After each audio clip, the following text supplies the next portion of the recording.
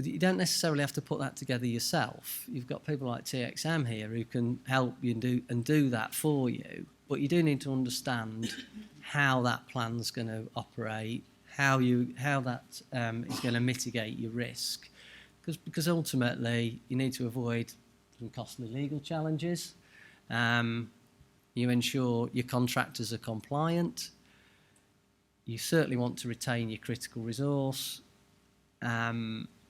and ensure your contractors are informed and engaged in a consistent manner, because unless you've done that, they're in a state of ignorance at the moment, and you need to ensure that they are fully engaged. And what this new legislation is doing is not you're doing, it's the government doing this, and you are actually helping them, supporting them, and that they're still in the best place rather than being a victim.